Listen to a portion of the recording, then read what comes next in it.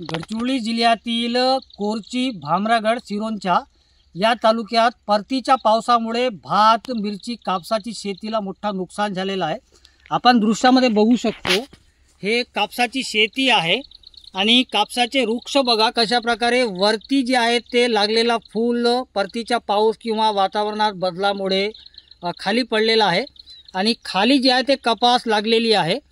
तर प्रत्येक वृक्षाला यावेळी म्हणजे ऑक्टोबर शेवट किंवा नोव्हेंबरला 80% कापूस लागवड होती, परंतु परतीचा पाऊस जे आहे ते गडचिरोली जिल्ह्यातील अनेक भागात 2-3 वेळा आला आणि ऑक्टोबर महिन्यात तर 3 वेळा परतीच्या पावसाने झोडपून काढले। भामरागड तालुक्यात तर गंभीर पाऊस होता आणि सध्या सिरोंचा तालुक्यातही वातावरणात बदल झाल्यामुळे गडचिरोली जिल्ह्यातील अनेक भागात कापूस, मिरची आणि भाताची शेतीला एक मोठा परिणाम होत आहे।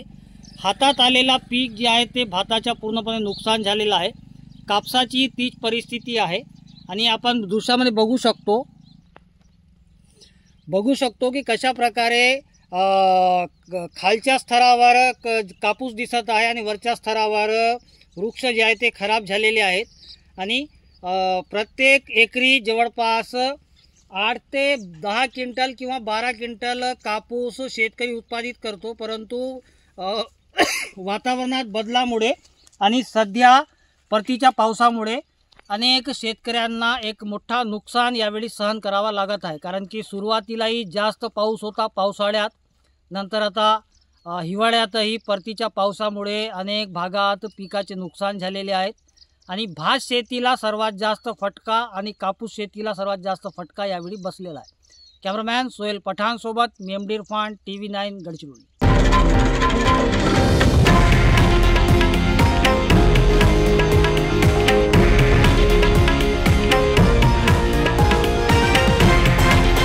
हे आहे देशातील नंबर 1 न्यूज नेटवर्क आणि आपण पाहत आहात TV9 मराठी, एकमेव।